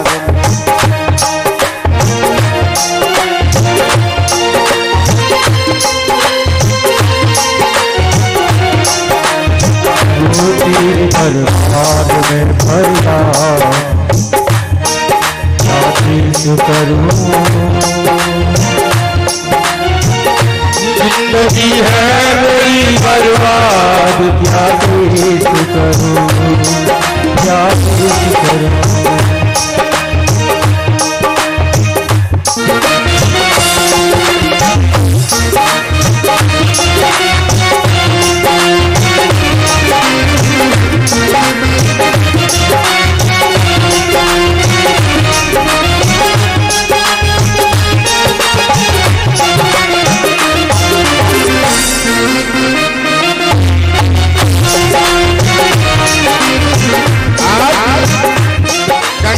किनारे पर सुखदेव जी महाराज से कहने लगे, राजन मेरा सारा जीवन प्रजा की सेवा में निकल गया, पर एक भूल से गलती हो गई, गुरु का अपमान हो गया, जिसका भोग मुझे भोगना पड़ रहा है।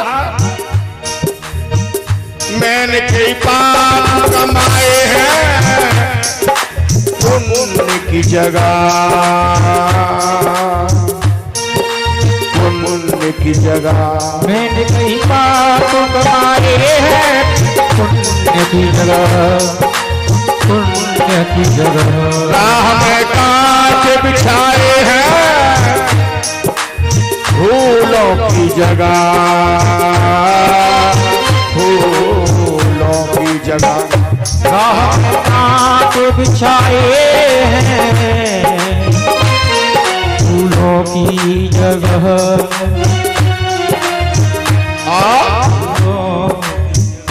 अब तेरी सामने बकवास क्या पेश करूं, अब तेरी सामने बकवास क्या पेश करूं, जिंदगी है मेरी बर्बाद क्या पेश करूं, दरबार में फरियाद क्या पेश करूं, जिंदगी है मेरी बर्बाद क्या पेश करूं।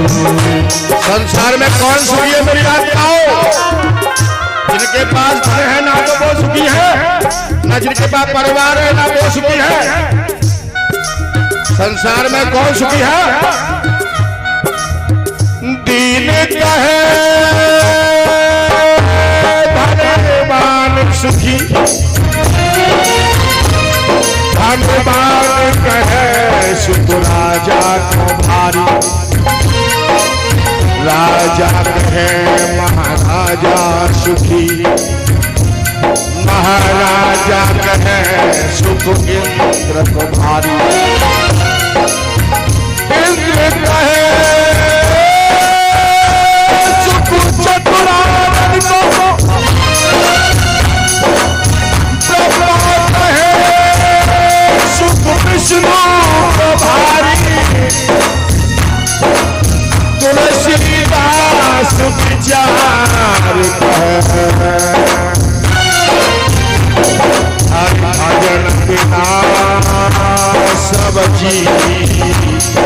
दुखारी हरि भजन कुमार सब जीव दुखारी हरि हरिन बिना जीव दुखारी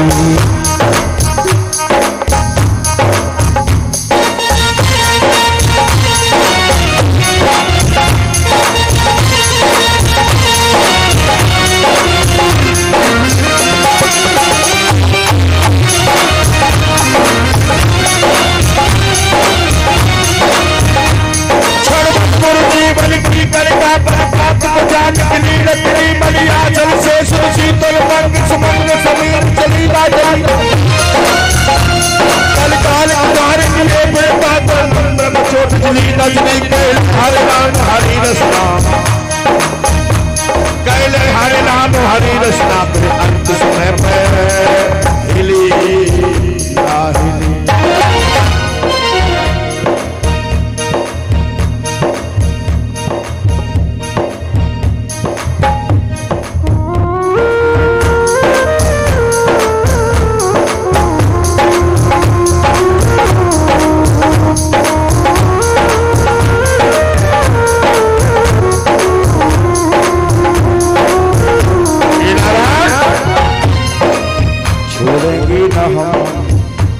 तेरा साथ झुकाना मरते दम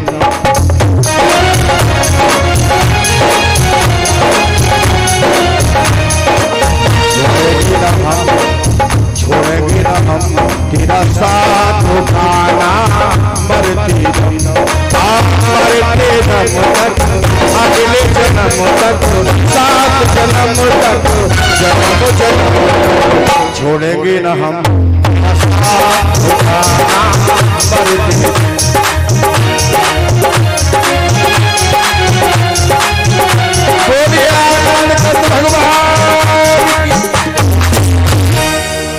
अन्धम्यतान कर्मेण कश्वतेन मान्यम गूढ़ज्ञता गुणमानं गुणानशीलस्व चित्राणं सिद्धेन सुख्यतेनां संध्या जुनाम राम राजराजेश्वतानां संघेत्वमान शोध्यम। मेरी आत्माओं, आज गंगा जी के किनारे पर श्री सुखदेव जी महाराज कहने लगे, हे राजन, चिंताम ताजिम धैर्य में धर, परमात्मा दीन बंधु है, दया सिंधु है, हर एक के ऊपर दया करने वाले। आज शर्याती महाराज ने अपने यहाँ बहुत बड़ी यज्ञ, और उस यज्ञ में देवराज इंद्र को नहीं बुलाया, अश्वनी कुमारों को बुलाया। अश्वनी कुमार देवताओं के वैद्य, देवर्षि नारद देवताओं का डाकिया, पुष्ट। मेरी आत्माओं, जब इन्होंने इनको सोमपान कराया, देवराज इंद्र क्रोध में आया। क्रोध किया इंद्र ने, क्योंकि इंद्र चाहता है सेवा भाव कराना, और वो किसी की नहीं करता। ये भाव नहीं करता जैसे हम आपके गुरु हैं तो हमारा भी कोई गुरु होगा, और ये मान के चलना का साहब मेरे हैं, मैं सबका गुरु हूं, ऐसा नहीं हो सकता। जब मैं किसी का पिता हूं तो मेरा भी कोई पिता होगा, होना भी चाहिए। इंद्र तो ये सोचता है कि जो कुछ हूं मैं हूं, स्वर्ग सिंहासन पर बैठा होता है कि जो कुछ हूं मैं हूं, सब मेरी आके सेवा करें, पूजा करें, अर्चना करें, और किसी को ना करें। मेरी आत्माओं, आज गुरुओं ने देवराज इंद्र को समझाया। क्षेमा ऋषि की बात को मानने वाले इंद्र, उन्होंने कहा था मेरी अवस्था को चेंज करने के लिए एक बार केवल आपको छोड़ करके अश्वनी कुमारों को सोमपान पिलाया है। हर बार आपको पिलाते हैं, एक बार ना पिलाया तो कोई बात नहीं है, आप मेरे ऊपर कृपा करें। इंद्र के क्रोध को शांत किया। मेरी आत्माओं, स्वस्वतेनां निर्धगत्पतां नास्ते संयतान भाजे जनम।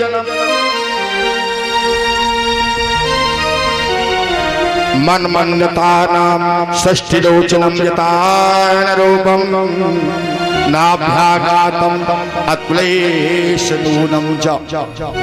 इनके आगे वंश में बताते हैं महाराज इंद्र क्या शर्याती के वंश में आगे बताया महाराज इंद्र, शूरवंश के राजा महाराजा, दानियों में दानी महादानी राजा इंद्र।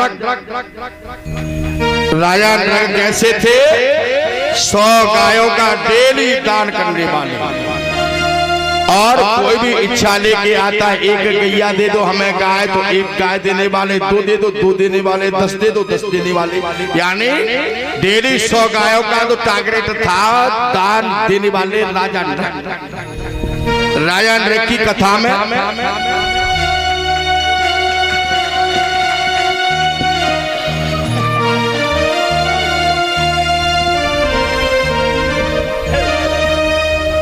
शांति से और ले लेंगे, बताएंगे शांति से पिला।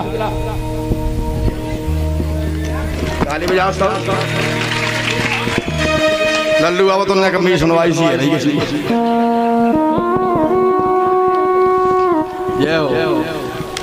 मैंने आपको एक बार भी पहले भी कहा था, इस काम से मुझे बहुत मोहब्बत है, क्योंकि शमशाबाद क्षेत्र में जितनी भी कथा हुई है, कम से कम 40-45 भागवत शमशाबाद क्षेत्र के गांवों में हो गई। सबसे पहला गांव मेरा यही है। 12 साल पहले और मैं यहाँ इसी स्थान पे आया था, जब से सब बड़े कृपा की मेरे ऊपर सबने। हाँ जी, हाँ जी, हाँ जी, केला चाहिए तो अच्छा, भूख लगी है तो एक नहीं 2 दूंगा।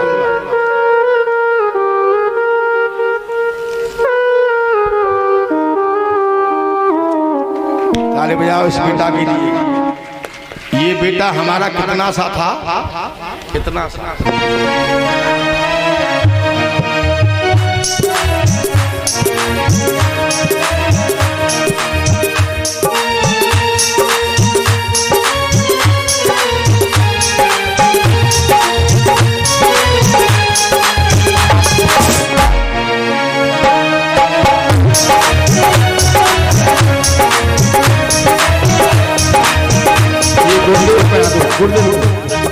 गुरुदेव मूर्ति बोले गोविंद भगवान।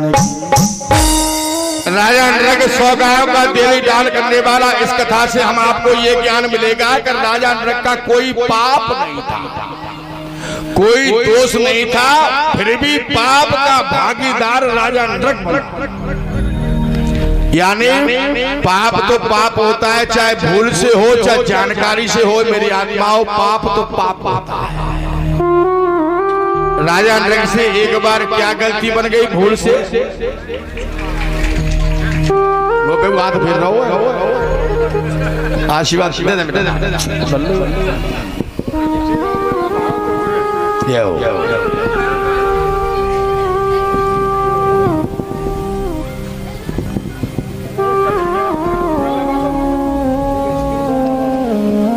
एक ब्राह्मण इच्छा लेके आया राजा के पास और राजा से कहा कि हे महाराज, हमारे घर में कोई दूध का इंतजाम ना है, आप एक गाय मुझे दान में दे दो। मैंने ये सुना है कि तुम 100 गायों को दान में देते हैं, मुझे 100 नहीं चाहिए, मुझे मात्र एक गाय चाहिए। गुरुदेव डालता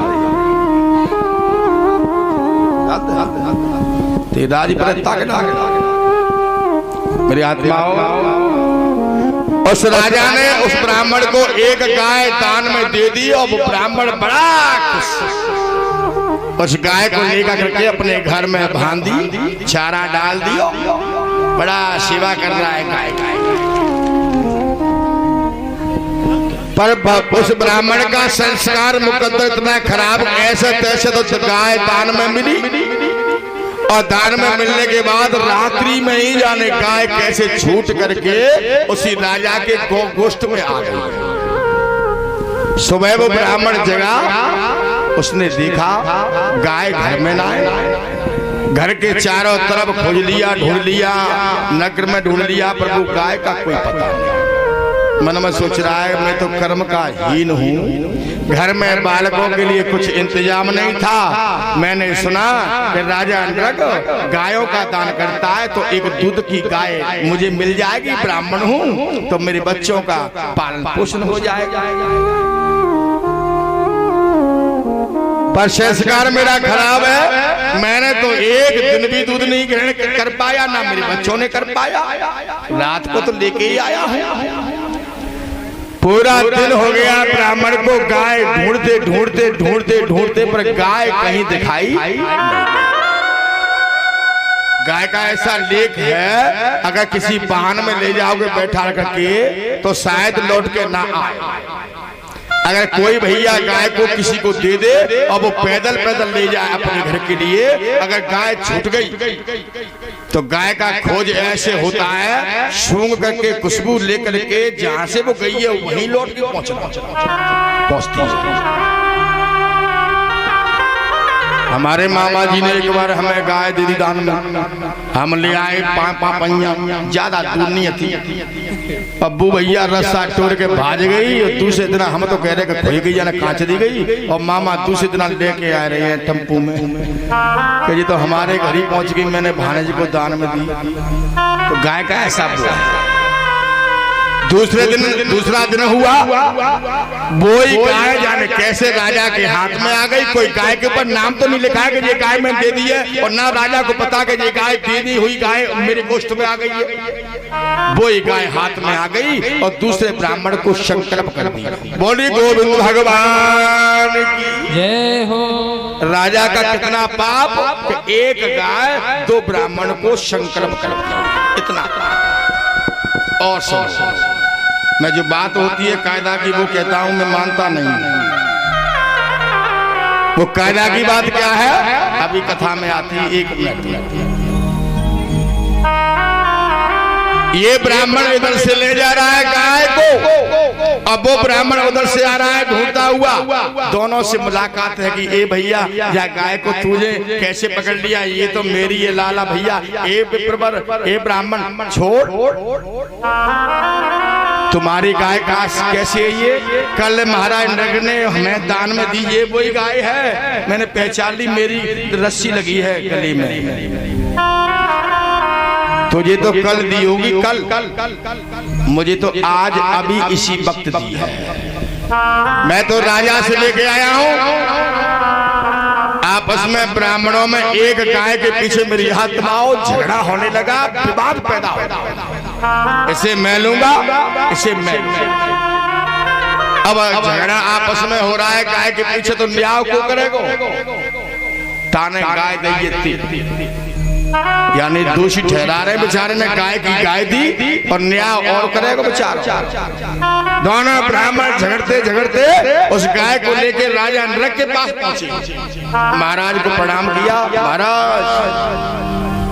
महाराज ने ब्राह्मण को देखकर प्रणाम किया, क्योंकि पूजनीय है, राजा क्षत्रिय होते हैं, ब्राह्मण पूजनीय होते हैं। राजा से ब्राह्मण कहने के महाराज ने वो पहचानो, मेरी शक्ल देख रही हो, ये गाय तुमने कल मुझे दान में दी? हाँ, मैंने कल तुम्हें दान में दी, तो वो गाय ये यहाँ कैसे आ गई? रस्सी मैंने इसके गले में बांध दी, जहाँ से मैंने पहचान लिया है, मेरे घर से छूट के तुम्हारे गाय की गोष्ठ में आ गई। ए महाराज, उसे छोड़ो, मुझे देखो, ये गाय तुमने आज मुझे दान में दी? हाँ, तो बताइए ये गाय किसकी हुई? राजा खामोश। धर्म संकट में पड़ गए हो राजा, मन में सोच लगे है, ब्राह्मण ये मुझसे क्या हो गया? एक गाय दो ब्राह्मणों को संकल्प कर दी मैंने, भूल सी, जान किसी नहीं। दोनों ब्राह्मण उस गाय के ऊपर हाथ कर गए, मेरी आत्मा। और दोनों ब्राह्मणों ने राजा का जीवन नष्ट कर दिया। नहीं, राजा नरक जैसा दानी कोई हुआ नहीं। उसने एक सेकंड भर भी पाप नहीं किया, पुण्य करता पर पाप पर मजबूर कर दिया, दोषी बना दिया। उन ब्राह्मणों ने संतुष्ट नहीं हुए। हम इस गाय को लेंगे, हम इस गाय को लेंगे, ये मेरी है, ये मेरी है, ये मेरी है। राजा कहने लगा, शांत ब्राह्मणों, शांत। अब एक बात तुम मेरी मानो, तुम आपस में कंप्रोमाइज कर लो सलाह, और ये सलाह कर लो कि कौन सा ब्राह्मण जा गाय लेगो, जो इस गाय को जो ब्राह्मण छोड़ेगा उसे इस गाय के बदले में 101 गाय और दूंगा। पर ब्राह्मण देवताओं हाथ जोड़ के प्रार्थना है कि मेरे यहाँ से संतुष्ट होके जाओ, असंतुष्ट मत होना और मेरा जीवन बिगड़ जाएगा। मेरी आत्मा विधि का विधान देखो, दोनों ब्राह्मण उस पर हट करके नहीं लेंगे तो हमें से लेंगे, हमें 100, 220, 50 चाहिए, इसी लेंगे। अब एक गाय में से कैसे दोनों लेंगे भैया? कहने का तात्पर्य यह है कि उस राजा को दुखी होना पड़ा, एक ब्राह्मण उस एक गाय को लेके गया और एक ब्राह्मण दुखी होकर के और उदास होके इतना सा राजा नरक का समय पूरा हुआ, परमात्मा ऊंची गद्दी पर ऐसे फाइल को लेके बैठे हैं। ये मत भूलना जितने भी यहाँ बैठे हैं, मुझे तो नहीं पता किनका क्या नाम है, ईश्वर को सब पता है कौन किस गांव का है, क्या नाम है, किसका है, सबका नाम और लेखन है। पाप कितना करता है वो भी लिखा जा रहा है, पुण्य कितना करता है वो भी लिखा जा रहा है, सब कुछ लिखा जा रहा है ईश्वर के यहाँ। राजा नरक के समय के प्रांत जैसे परमात्मा की अदालत में पहुंचे, राजा नरक को खड़ा कर दिया। ए नरक, तुम्हारा पुण्य तो बहुत है, इतना पुण्य है इसका कोई जवाब नहीं, पाप है इतना थोड़ा। बताइए पहले पाप भोगोगे या पुण्य? परमात्मा डिपेंड करता है भक्त के ऊपर। तेरा पाप इतना है, पुण्य इतना है, बताए तू पहले पुण्य भोगे या पाप? तो राजा नरक से ये दूसरी गलती है रही है, कौन सी? उसने मन में विचार किया कि बहुत पुण्य है, पाप लेके पहले पापती लट्टो काट, फिर सारे जीवन बैठ के बंसी बजावे वो चकाचक। ये गलती बन रही है। इस कथा से ये ज्ञान मिलेगा हमें, नंबर 1 ये ज्ञान मिलेगा कि पाप होता है, चाहे जानकारी से हो चाहे भूल से हो, और परमात्मा के यहाँ पहुंचा जाए तो परमात्मा पूछे कि पाप भोगोगे या पहले पुण्य? तो राजा नरक की सी गलती हम आप लोगों से ना हो जाए जो उनसे गलती हुई थी कि महाराज हम तो पाप ही पहले भोगे।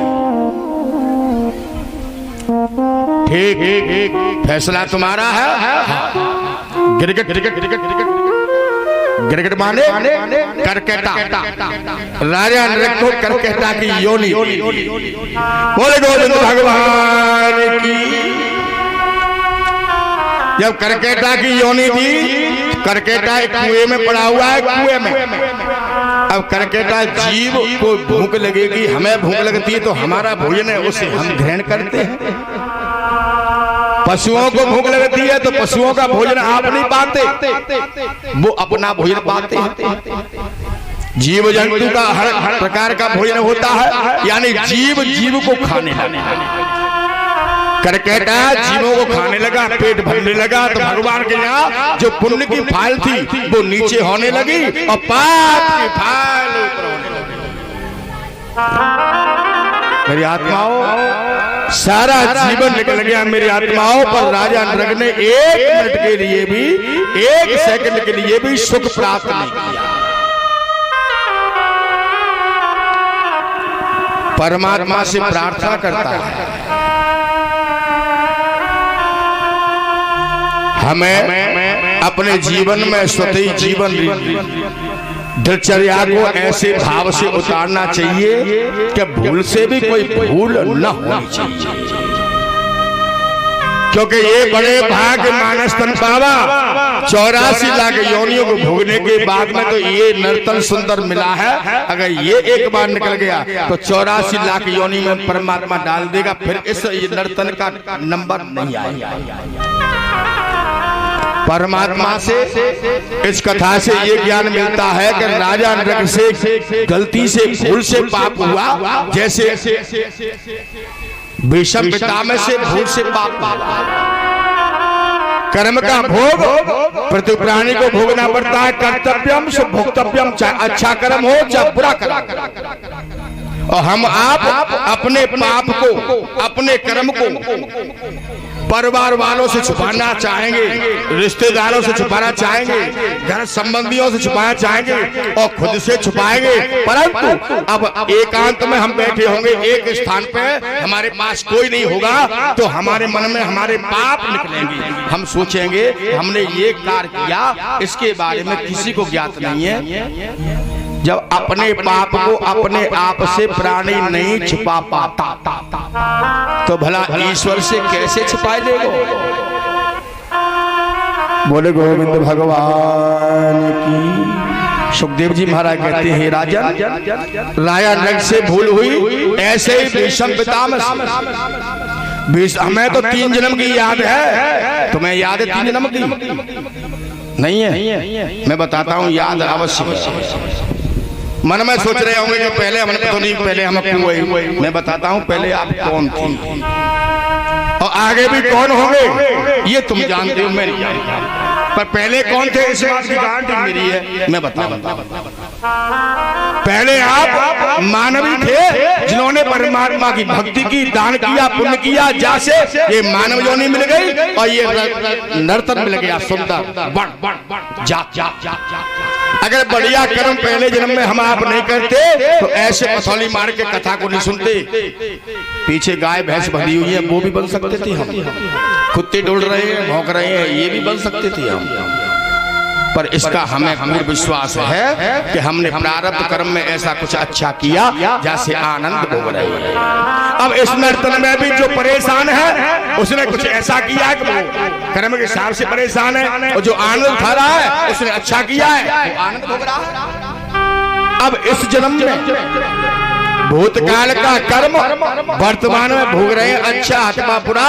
अब भविष्य काल के लिए यारो ले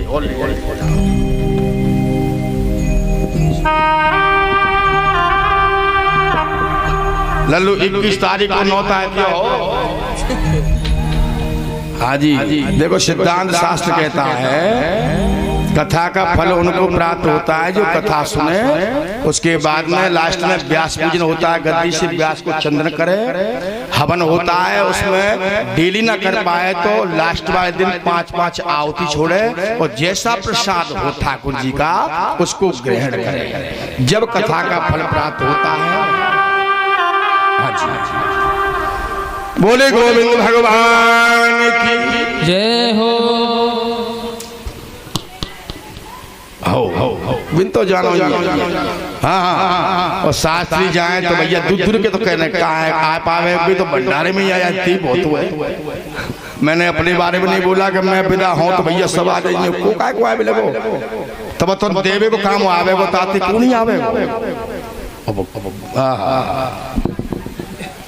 चका बढ़िया प्रसाद होगा सबका, जितने भी आते हैं ना। और जहाँ तक मेरी आवाज आ रही है, कथा सुन रही है कथा पांडाल में, और जो कथा सुन रहे आ रहे हैं उनका कमेटी निमंत्रण करे या ना करे, वैसे करेगी, पूर्ण विश्वास है। फिर भी मैं प्यार से सबसे बोलूंगा, कोई ये ना सोचे कि हमारे लिए निमंत्रण नहीं। जितने सब कथा सुनने आ रहे हैं वो सबका भोजन 21 तारीख, कथा ये 11 दिन की है। बोले आनंद कंद भगवान की जय हो।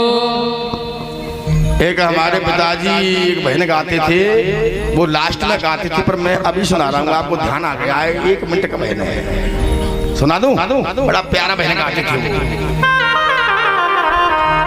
वो गाते थे। कौन सो कथा समाप्त जैसे आज है गई तो कल के बारे में कहते कि भैया कल ले, अब तक तुमने कथा में परमात्मा को ध्यान करो, अब कल करियो पूवन काय को पूवन धरो रे मना माल पुवनी को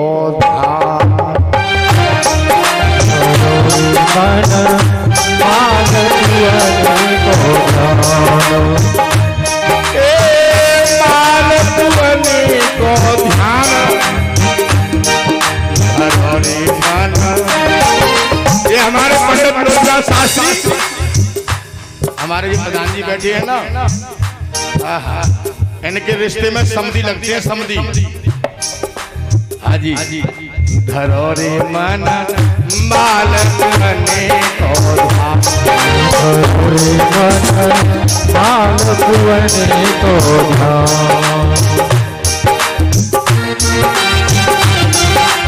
ताली बजा बताओ हीरो ब्रेक से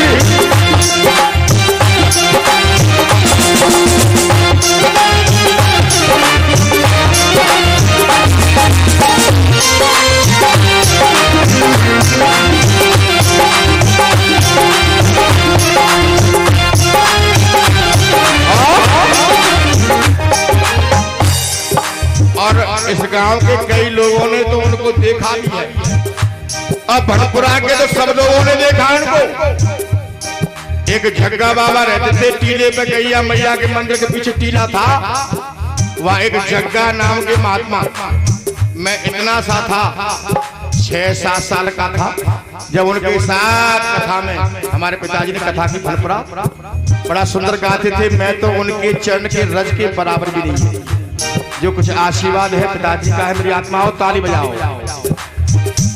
कैसा ध्यान करना चाहिए?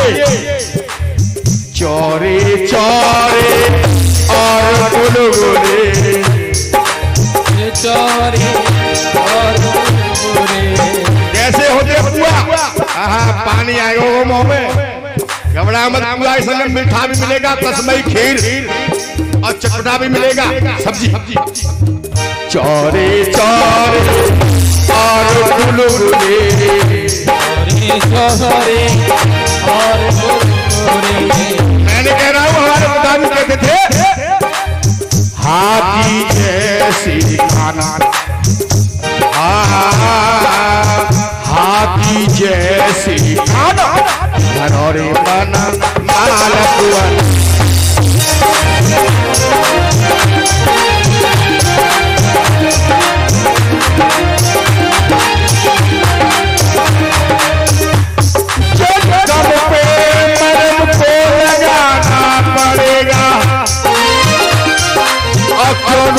होशियार ये बताना पड़ेगा।